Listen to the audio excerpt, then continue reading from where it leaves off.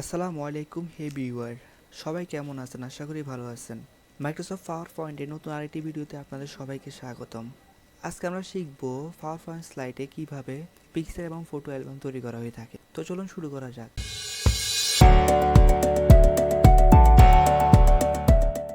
Corporate লাইফে অথবা university লাইফে যখন আমরা স্লাইড তৈরি করি তখন আমাদের বিভিন্ন ধরনের ছবি অথবা অ্যালবাম তৈরি করতে হয়। আর এই ছবি অথবা অ্যালবাম তৈরি করার ক্ষেত্রে আমরা পাওয়ার পয়েন্টে এখানে ইনসার্ট যে মেনুটা আছে এই মেনুটাতে আমরা যাব। ইনসার্ট মেনুটাতে যাওয়ার পরে এখানে আমাদের পিকচার নামে একটা অপশন শো করতেছে।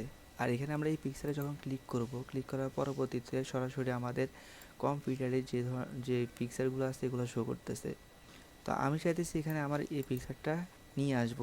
তো এটা যখন সিলেক্ট করার পরে এখানে ইনসার্ট দিলে আমার এটা অটোমেটিকলি চলে আসবে। যখন আমি পিকচারটা সিলেক্ট করব তখন আমার পিকচার টুলস নামে এটা অটোমেটিক একটা টুল সিলেক্ট হয়ে যাবে। তো এখানে চাইলে আমি আমার মনের মতো করে আমার পিকচারটাকে শো করতে পারি, যেমন এভাবে শো করতে পারি, এভাবে করতে পারি, এভাবে করতে পারি, যেভাবে মন চায় এভাবে এটাকে আমি শো করতে পারি অথবা ডিজাইন করতে পারি। পিকচারে যদি আমি কখনো এডিট করতে হয়, আমরা ছোটোখাটো মাইক্রোসফট পাওয়ার পয়েন্ট দিয়ে পিকচার এডিট করতে পারি। সেক্ষেত্রে হচ্ছে রিমুভ ব্যাকগ্রাউন্ড দিতে পারি, এখানে ওখানে রিমুভ হয়ে যাবে। কিপ চেঞ্জ, এটা অটোমেটিক রিমুভ হয়ে গিয়েছে। আবার কন্ট্রোল জেড দিলে সেটা আগের পজিশনে ফিরে আসবে। এরপর আমি যদি কালারে চেঞ্জ করতে চাই তাহলে এখানে কালারও চেঞ্জ করতে পারবো, যেমন ব্ল্যাক হোয়াইটে চেঞ্জ করতে পারি, বিভিন্ন ধরনের এখানে কালার দিতে পারি। তো এভাবে হচ্ছে আমরা মাইক্রোসফট পাওয়ার পয়েন্টে পিকচারটাকে ইনসার্ট করে আমরা সেটাকে মডিফাই করতে পারি। এর পরবর্তীতে আমি যখন ফটো অ্যালবাম তৈরি করব তখন হচ্ছে এখানে ফটো অ্যালবাম নামে একটা অপশান শো করতেছে।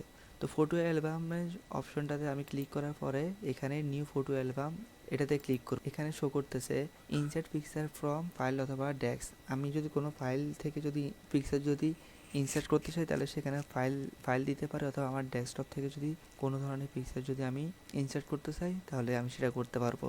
তো এখানে আমি ফাইল এবং ডেস্কে ক্লিক করার পরে পরবর্তীতে আমার কম্পিউটারে যেখানে ইমেজ আছে ওই ফোল্ডারটা শো করতেছে।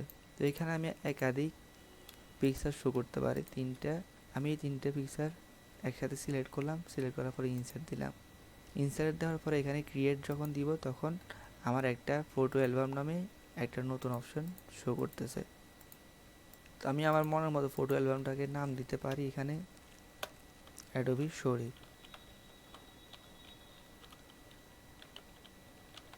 এভাবে আমরা ইনসার্ট থেকে পিকচার এবং ফটো অ্যালবাম এর মাধ্যমে খুব ইজিলি স্লাইডে আমাদের ছবি অথবা ফটো অ্যালবাম তৈরি করতে পারি। এতক্ষণ আপনাদের সাথে আমি ছিলাম মোহাম্মদ শরীফুল ইসলাম, কাজ করতেছি গ্রাফিক্স ডিজাইন ও ভিডিও কন্টেন্ট নিয়ে। পরবর্তী ভিডিওর জন্য আমার চ্যানেল সাবস্ক্রাইব করুন, আর চ্যানেলে আপডেট পেতে হলে বেল আইকন ক্লিক করুন।